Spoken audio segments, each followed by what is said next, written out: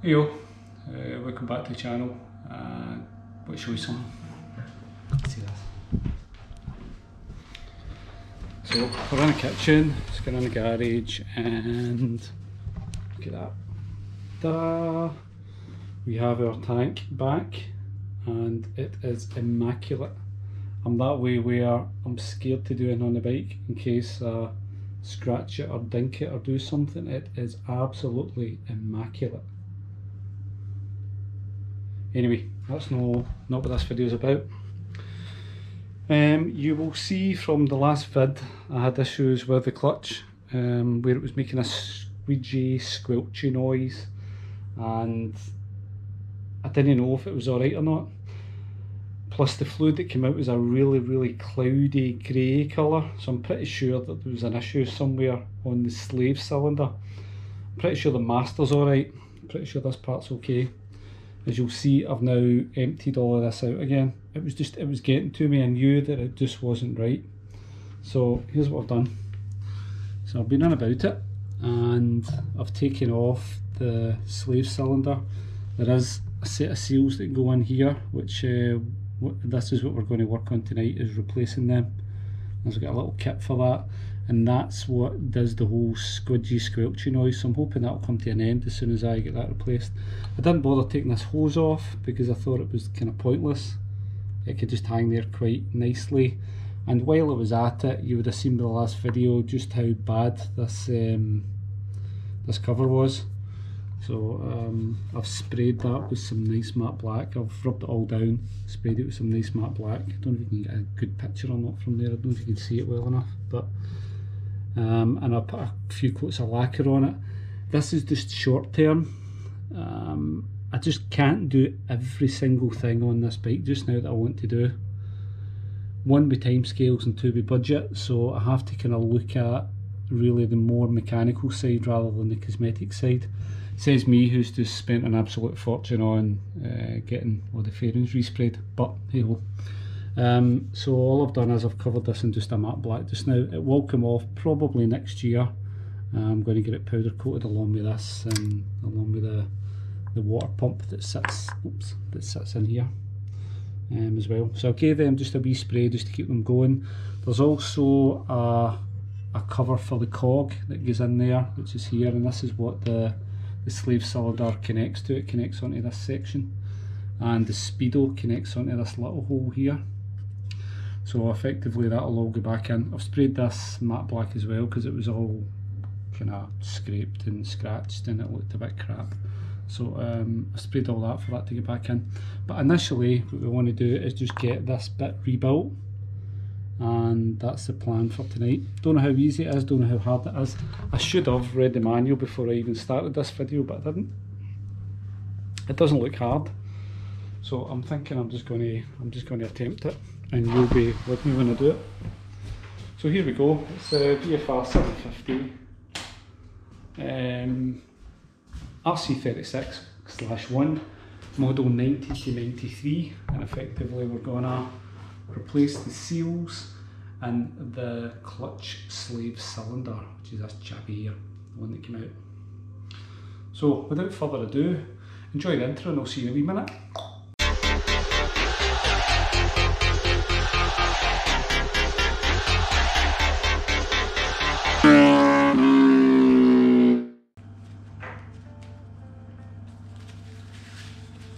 Here we have it. It comes in three parts. You have the spring, the outer seal and the push rod seal. This is the part that pushes through and basically engages and disengages the clutch. So that pushes that out, and really on the kit what you get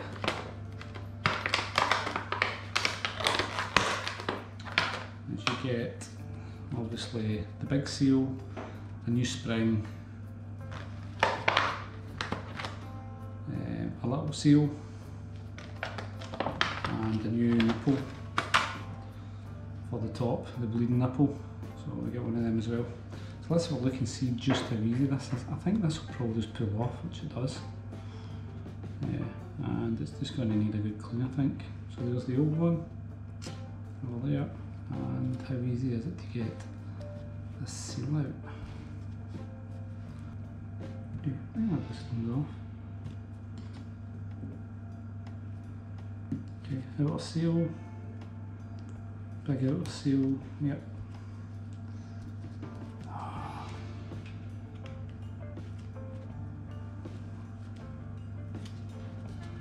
So big outer seal there.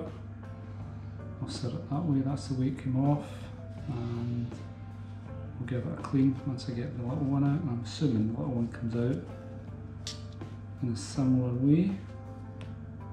Why is it not coming out? More to it than I'm thinking. I don't think so.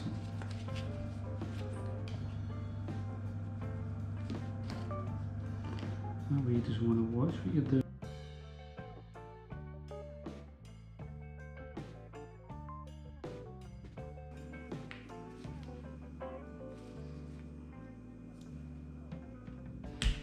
Oh, there we go.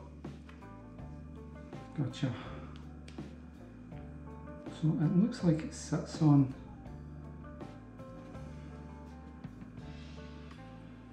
Oh, that's actually solid. There we go.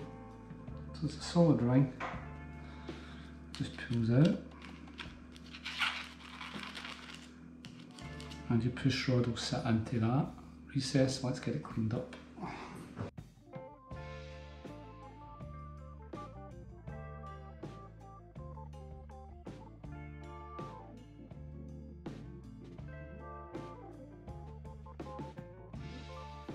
Yeah, I think that'll be good enough. Looks pretty clean all the way around, so what we got? I've still got a wee bit of this grease that's been left over from when I was doing my brakes, so get a little bit of that in. Just enough to ground these bits.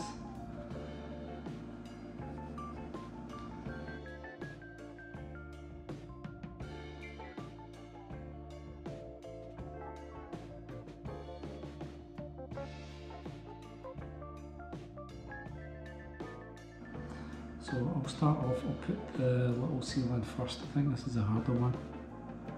Should hopefully just go straight in. Doddle, there it is. And on this side, this should just go straight on, I think.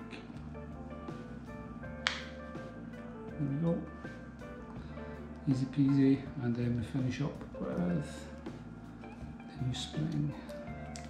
Just the slots on there.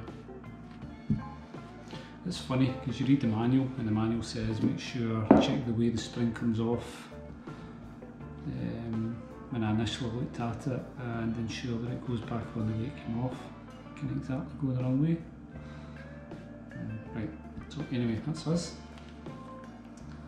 And next thing is to get it on, so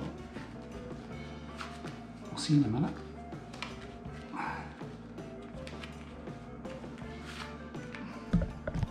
See in a minute, and we'll see if we can fit this thing.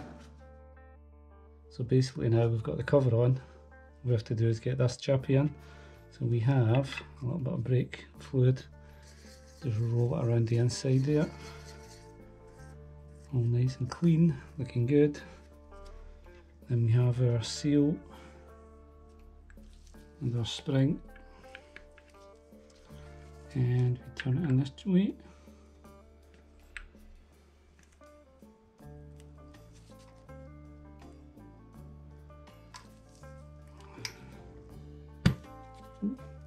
Here we have it, which in turn goes onto here.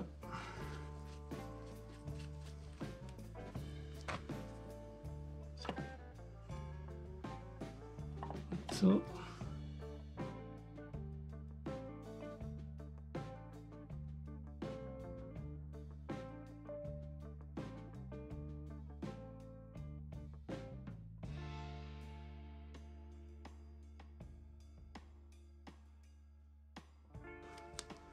there we have it, all in.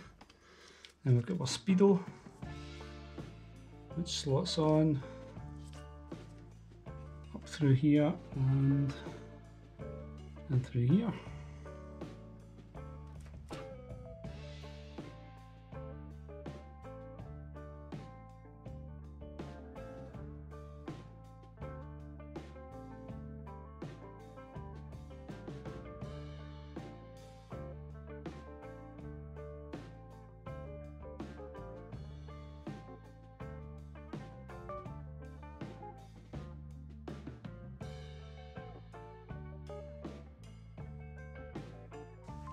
So there we have it.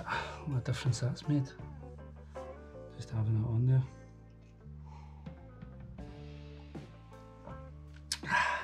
Okay. So let us start the bleeding process.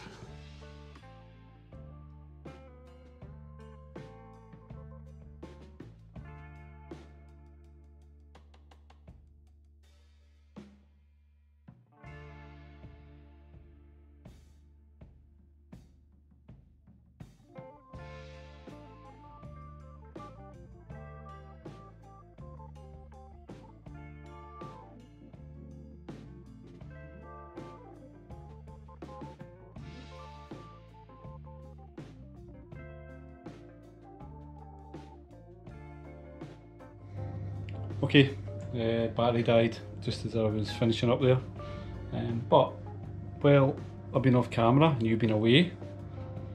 I'll give you a look. So that's it, all on, all looking good.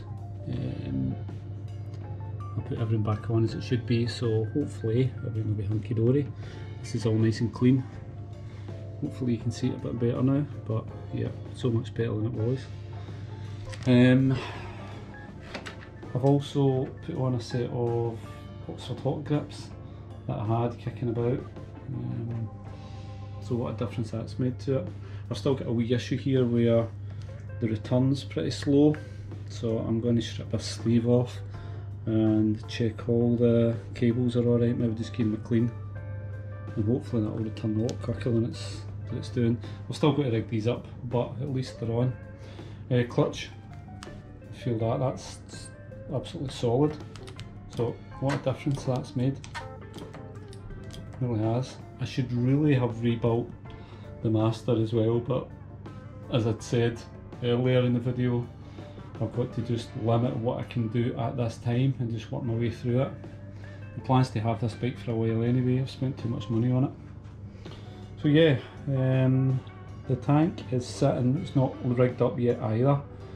I'll get the tank back off and get all these cables rigged up for the Oxford grips, and then I'll get the tank all plugged in and seated and get some fuel in. My fairings should be coming in the next few days, so I've got a couple of days off. I'll be getting all that, getting it all on, getting everything on. I know my garage is a tip, but look at it, it's getting there, isn't it? It's getting there. So yeah, seeing light at the end of the tunnel, but that's it. So if you ever want to do a clutch slave, then that's all there is to it. It's actually pretty straightforward. But aye, so that's me. Okay, I'm Oski. Have a nice day and I'll see you next time. Cheers.